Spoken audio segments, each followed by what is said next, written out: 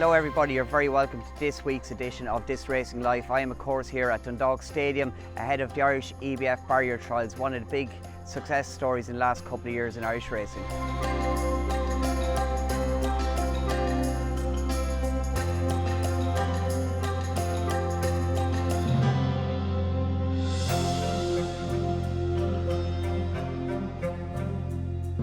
Barrier Trials have been a big success story in Irish racing in recent season. Last year, Thunder Moon, the National Stakes winner, he trialled here prior to going on to win that Group 1 at Curragh. Ottoman Emperor, Ren's Brett, countless amount of winners have come out of it. We're going to catch up with the team of ITM and various trainers and jockeys to see what it takes to win a barrier trial.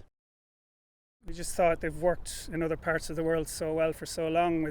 It's hard to replicate exactly what happens in other countries, but we thought we'd give it a go here. So the board of ITM and IHRB agreed to let us have a stab at it a few years ago. Started here before racing at Dundalk back in 2018. The first day we couldn't get enough horses to go. That was embarrassing. And then the next time we just about scraped together a few to run, say, a dozen horses before racing here. And then the first two of those that ran actually won. So then sort of people started to take notice. And then we had them in Naas for a couple of trials in 2019. And then that was when Dundalk has been redeveloped or resurfaced. And 2 days last year with the first year COVID, and then 3 this year. So numbers wise they've improved since we started. And Jeremy, not only have the numbers improved, the quality is there. We've seen last year likes of Thunder Moon, etc., performing very well in barrier trials before going on to win in Stakes Company. Yeah, that's right. That was a big bonus for us. Case of You, he was good in a trial here, and then he's won a couple of Group 3s, second in the Flying 5. John McConnell had him first and then went to Ada McGuinness. And it's a great experience for horses, but it's also a showcase for trade. You get a lot of horses getting bought and sold after this. Yeah, that's the idea. In particular, like, we'd love if they could get sold unraced, because in particular, say for Hong Kong, there's a big market there. There's double the amount of permits for an unraced horse, so it'd be great if we could get more sold there. But you also see that horses benefit from the experience. They come alive after it, and they do possibly better in debut than they might have otherwise without the trial.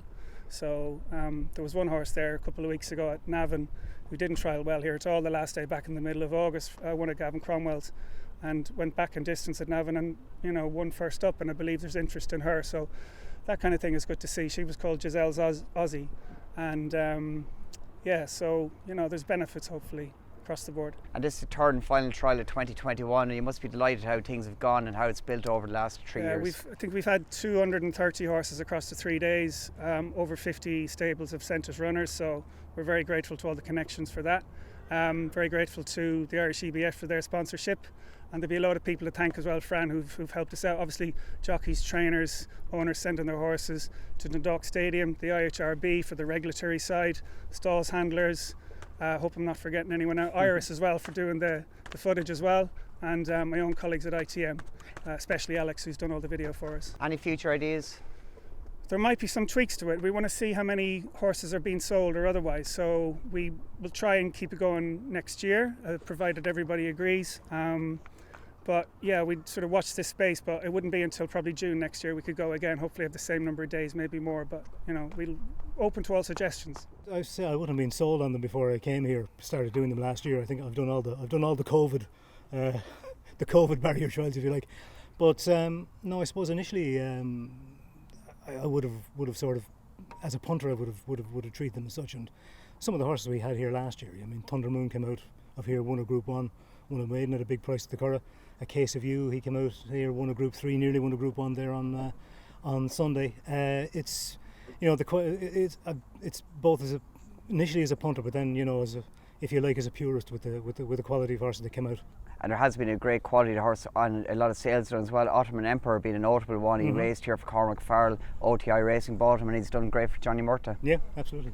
And a couple of others this year. Funnily enough, I think the 3-year-olds trialists have been as good this year as the 2-year-old trialists. We had one here where the colt of Joseph's, whose name I've conveniently forgotten, came out and won a maiden here by a dozen lengths the next day, and Ren's Breath was second, came out and was second in the trial here, won a listed race at Naas. So the quality is not diminished, I think, this year, even though we haven't had same maybe level of big race winners. Seems to be a great benefit to the industry, both for selling horses and showing up horses as well, and as you said, from a punting and farm point of view. Yeah, absolutely. It's been surprising, but I think it's been a great initiative, and I'm completely sold on them anyway, Fran. Well, it's been a really busy day here at Dundalk. 10 trials have been run. We've seen some promising horses on the track. It's now time to catch up with a couple of trainers and jockeys to explore the benefits of this initiative in Irish racing. I think they're a wonderful idea. They're particularly well run, and it's a great opportunity to get these horses out, let people see them, and to get them sold. So they're progressing well, and every time they seem to get better. Yeah, they become more prominent. People are more aware of them now, and there is being trade done. Yeah, I think so, and they're well supported by all the trainers, and you can see by the races they're well truly run. It's a great opportunity, and particularly when you want to get those horses away and to go back to the track then and run first runs. It's great to have had a day out here with them, and you can get a pecking order on them and sort them out. You do indeed, and of course here at Dundalk, surface is fantastic. It's consistent. It really suits people to gauge the ability of their horses based on times and visually as well. Yeah, I think so. The consistency is the main thing, and the surface is fantastic now since they upgraded it last year. So as you said, people trust it, and they'll buy horses, and the form is working out really well off it. So that's all important. Didn't really expect to see trainer Henry de Brumhead here, of course, ahead of the winter season. But Henry, you've used these trials at Dundalk to good effect in the past. Yeah, we have. They're very beneficial for them. We just use it as an education, and they probably they learn so much out of them. So we found them really good, yeah. You've had some good results. Ren's Brett, Katina Zapata winning in the past out of these trials. Yeah, very much so. Ren's Brett was really good. She went and won her listed at Naas. And Katina, he won his maiden back here after his barrier. So, like I say, they're beneficial. They get a nice education, and we find it stands to them. And does be trade done over Katina was bought by OTI Racing after winning his maiden? Yeah, he was, and I certainly think he was spotted in his trials. So, it like I say, they are beneficial. Yeah. Fran, they're a great initiative. I've ridden for Henry a lot today, and the last trial and the trial before, so I've ridden a couple of nice horses. They're a great way for people to come and look at them that want to buy them for unraced to go out for, and they're a great way of educating horses as well and getting a nice run into them. And there's been proper horses that have ran up here. A couple of the ones that I've ridden in previous times have been sold, and I rode a nice Elzam for Henry today. So busy. I've still a couple more to go, but I couldn't speak highly enough of them. They're running a sound surface, so you know exactly what you're getting. That of course was batch 6 Star Girls Almal. Looks a really nice filly. She's well related. Henry said he bought her quite reasonably, and she's going to be a nice asset for him. Whatever she does this year will be a bonus, but she's after basically having a run here today, and she quickened up and won at Nice, so she could be a filly with a bright future. Definitely looked at there, and Chris, you ride for a wide variety of trainers at all different levels. It's a very good showcase for some of these people to try and sell horses as well as gain experience. Exactly, and like I said, a couple of clients would like to buy them unraced or have them as maidens. They might be more valuable for them, so it's a great way of doing it. You can see exactly what's happening, times, all of us fully fledged professionals riding them, and the apprentices as well. So look, I'd love to see it more of them, and maybe for good horses, like they do in Australia, to get horses that have raced. It'd be a nice way of getting people to get more interacted with our game, and you could see real good horses, like if Aidan and Mr. Weld and Jesse were sending horses here, rather than running them in a stakes race early on in the year, running them in a trial. It'd be a nice way of doing it. Joined now by Bloodstock agent Cathie Grassick here back at Dundalk.